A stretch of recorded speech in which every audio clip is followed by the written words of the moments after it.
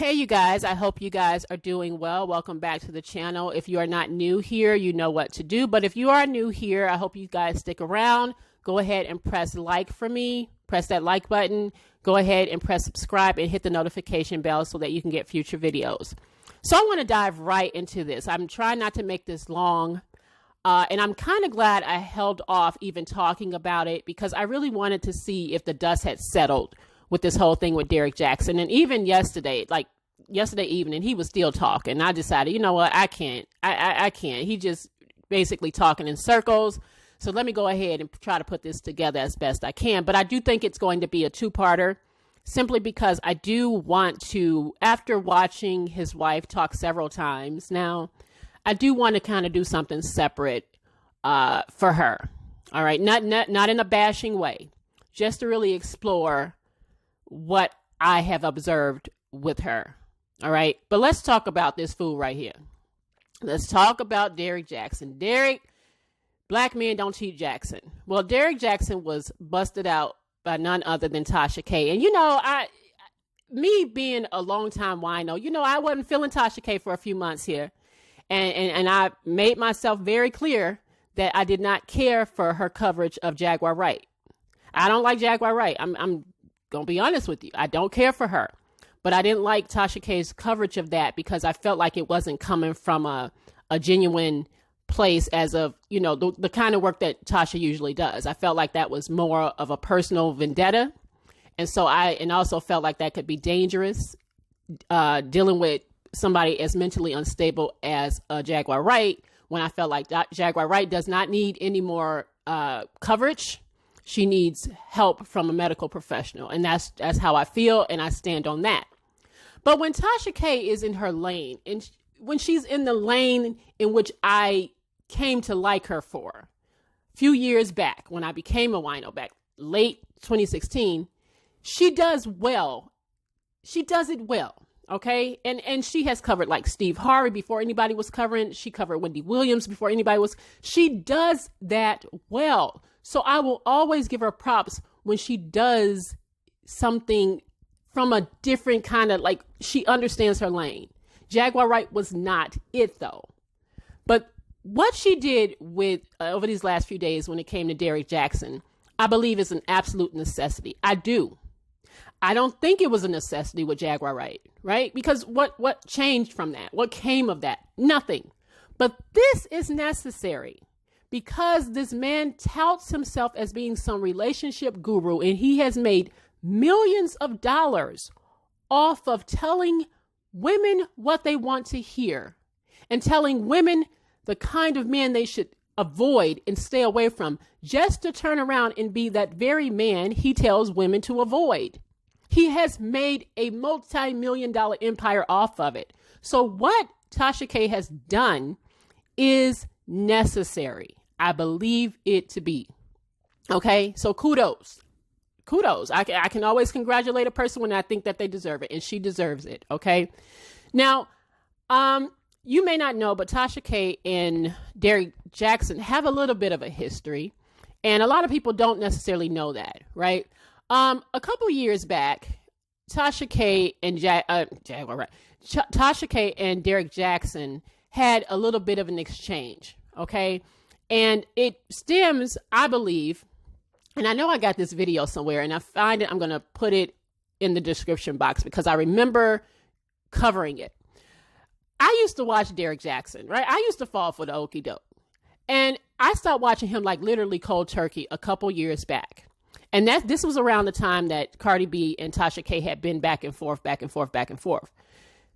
Jaxn got his ass in his car, I guess, as he was going to cheat, because now we know, and was sitting there caping for Cardi B, drugging and robbing men. And he was basically like, well, she did what she had to do. And it was, I was so turned off by it, I couldn't even watch him anymore because I'm just like, dude, you sit here and you talk about how men do this and this and this, and men are wrong for this and this and this and this. And had a man does something like that, you would have killed him for it. Matter of fact, that man would be under the jail, but you can't sit here and justify and say, oh, she did what she had to do. She was doing this for this and this. As you know, it was just such a turn off for me. I never watched him again. And this was around the time that him and Tasha K kind of got into it, because Tasha K thought he was going to probably take a different stance on it, and he didn't. He literally was caping for Cardi, and they kind of had a little bit of an exchange. So I don't think Tasha K ever forgot that. And I don't necessarily think it's as personal as the whole Jaguar Wright thing, but I do think that she felt some pure elation in like, I got your ass now. But the women came to her. So it wasn't like she was out on this hot pursuit. I feel like the women came to her and the floodgates kind of opened, but it's not like, I'm sure she took some joy in knowing that she got his ass. So although, like I said, it's a little different. It's personal, but it's still different. Because again, I feel like this is a necessity. This is a necessity because this man makes a lot of money off of just basically telling women what they want to hear. And he's the same exact dude that he tell women to avoid. That's the issue here, right? So kudos to her for kind of getting the ball rolling, because once one woman started talking, they all coming out the woodwork. And there's been shit out there about Derrick Jaxn for a minute. There's been shit out there about, and Tasha K, like I said, she has kind of alluded to this stuff years ago. So this is not the first time we heard anything about Derrick Jaxn. It's not the first time I heard anything about him. It's just that people would I think she was kind of waiting for some substantial proof to kind of get his ass, so to speak, right? So Mr. Stretch Mark Lover here has been messing around on his wife, right? He been messing around, sleeping with all these different women. The women came on Tasha K's platform. One woman, I didn't watch the video in real time. I saw him trending, and that's when I went over and watched Tasha K, because I hadn't watched her in a long time. And I watched the video with this woman, Candace, talking about she been in his house and they did this and they did that, and she know what his house looked like, and I think she took like a picture in front of she definitely been up in his crib, okay? Then another woman came on the next following day and pretty much told similar story. Like, he met her through his Instagram.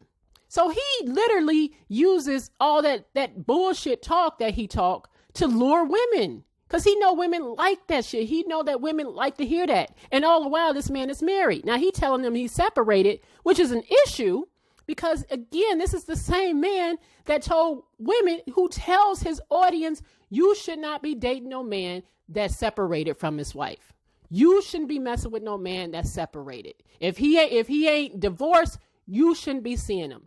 And that is the bullshit that he's been saying, right? So it's like, that's why I feel like what Tasha K has done here is a necessity, because this man literally talks out both sides of his mouth. He literally has been talking out of both sides of his mouth.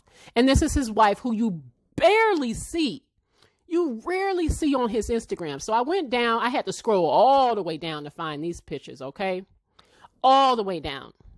And so these are the two women that Tasha K talked to. She talked to the first woman on the right Friday night. She talked to the other woman the next night. And they both had very similar stories about Mr. Stretch Mark Lover, okay? So when Derrick got busted out, he tried to like deflect on Saturday by saying, oh, he was burying his father, which I'm sure is true. But he tried to deflect, and then he tried to get people to buy his book. And then when he realized that didn't work, he decided to get on social media Sunday night and try to explain away what had happened. But to me, he only made things worse. But I'm going to go ahead. I found some clips courtesy of the Shade Room. I'm going to go ahead and let you guys listen to it. Go ahead and listen to his explanation. Which, by the way, I'll be honest with you. I won't necessarily say I recommend. I believe I preached on it. Somebody fact check me.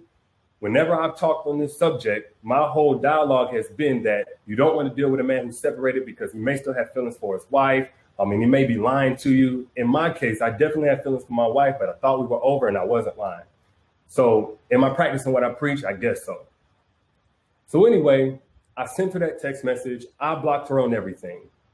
In the past, what I would do is, and this is what caused a lot of issues even in my marriage, I would mostly cut somebody off. I would end communication, but I wouldn't cut it. I wouldn't completely obliterate. I wouldn't. Now, what that spoke to me was, I don't care if you're going to be with other women, et cetera, et cetera. But that wasn't my green light. My issue was this. At that point, I had a beef with God. I gave my life to Christ on February 4th, 2020. Matter of fact, some of y'all that follow my Twitter may have seen me a couple of weeks ago talking about how I just hit my 1 year mark. I gave my life to Christ and my whole life fell apart. My marriage fell apart. At this point, I'm not seeing my kids. I'm helping people best I can, but that's not giving me fulfillment. I got money. I got this, that, and the other. And I really honestly just went to a place of effort. Just screw it. I don't care no more. I don't care about being a good man because look where it's got me. I don't care about serving God because look where it's got me, right? That was in May. I would say June, conversation is slowing down. She's waiting for a lawyer to get back to her. And what I'm getting to is the point where I hit rock bottom, because I did hit a rock bottom, and where God pulled us from. And then this is how all of this came to be. June, we talking about my birthday. She basically lets me know there's no plan for her to be around on my birthday. Okay. Now I'm in screw it mode, F it mode. I'm hitting up old chicks. I really don't care at this point. I don't care about my reputation. I don't care about the business. I don't care about any of that. One of those people was a girl named Candace. She's from Florida, Orlando, Florida. Girl I'd have known, at least been acquainted with for a couple of years, right? Last time I think I seen her was back in 2016 before me and my wife got together. I hit Candace up. I'm going to come down to Miami. We're going to kick it. I'm going to get a yacht, blah, blah, blah. You know, I hate when God catches all the stray bullets, when people mess up and then now they got to drag God into their crap that they did, right? It's always God. I cannot stand that. I cannot stand that. Okay. But he will go on to say, even in a longer video, because that's just a little clip courtesy of the Shade Room, that he had sexual relations with Candace, but he didn't have sex with her. So when that didn't go over, and it did not go over well, people were clowning him really bad.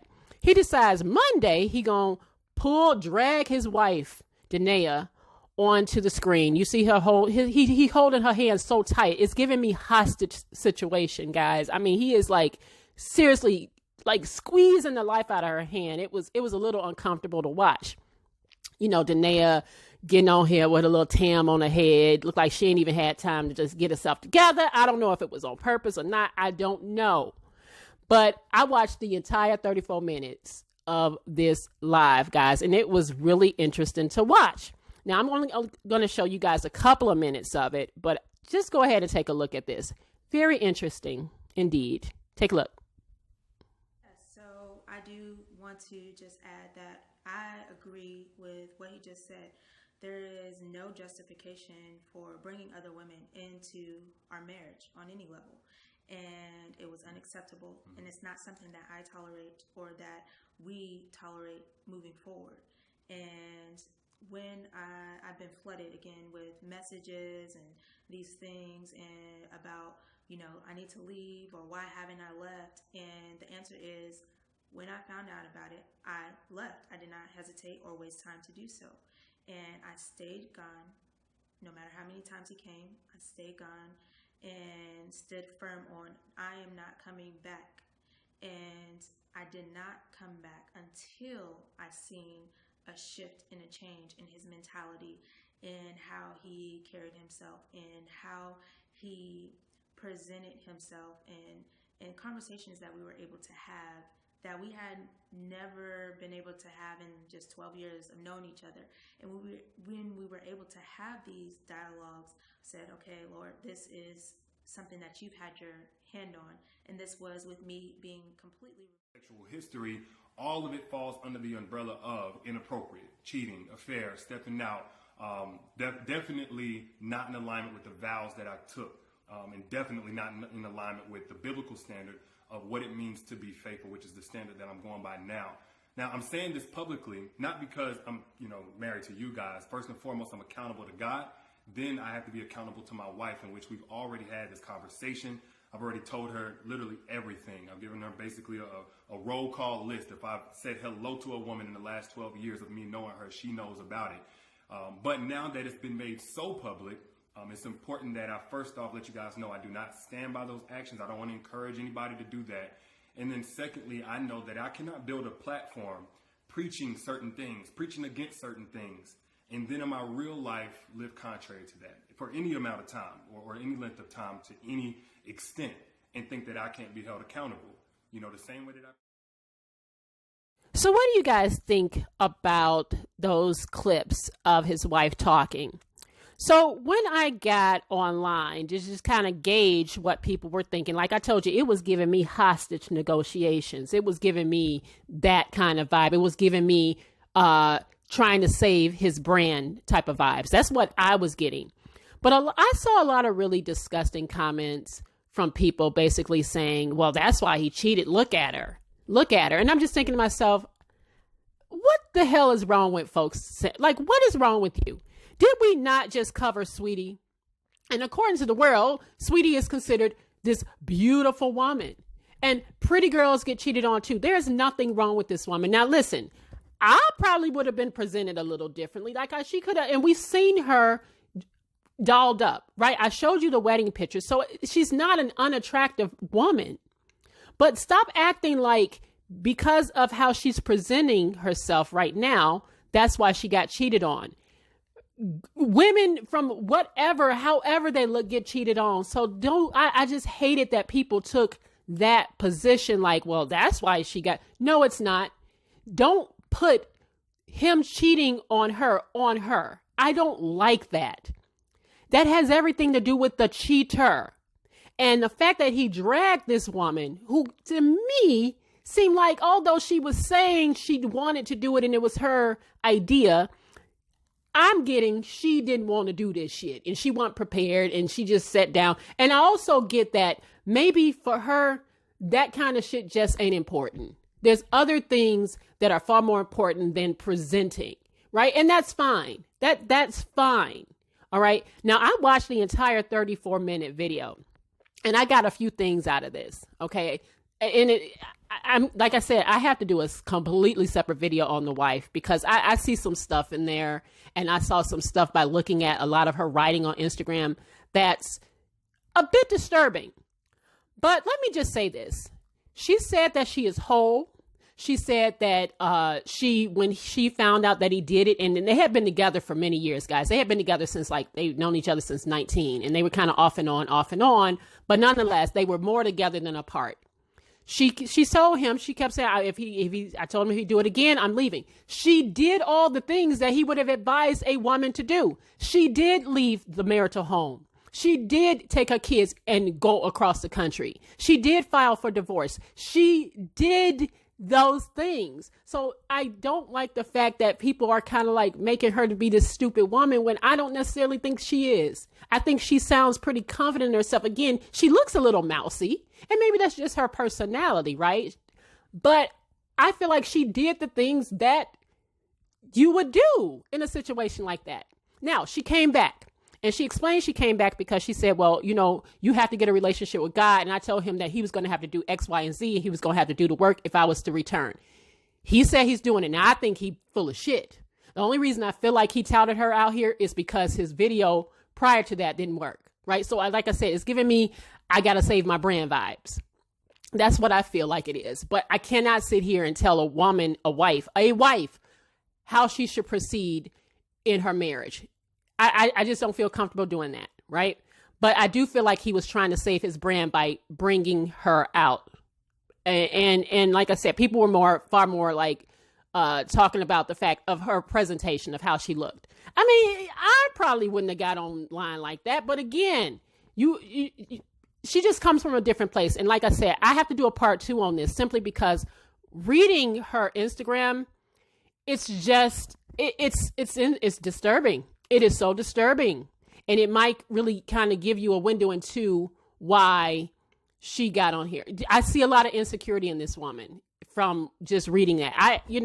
After I watched this video, I went and I read all this stuff on her Instagram. I'm like, oh my goodness, that's a lot.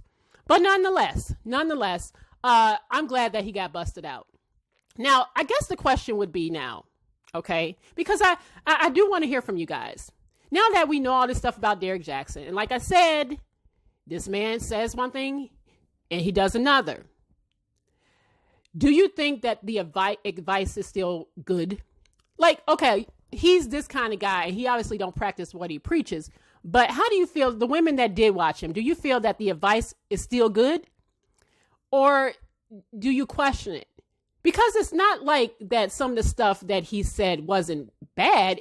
You know, I think for most of us, it was just kind of common sense things that he was saying, but it was coming from a man. So it sounded good. And that was his angle. That was his opportunity to make money off of that because it's coming from a man, right? That was the grift.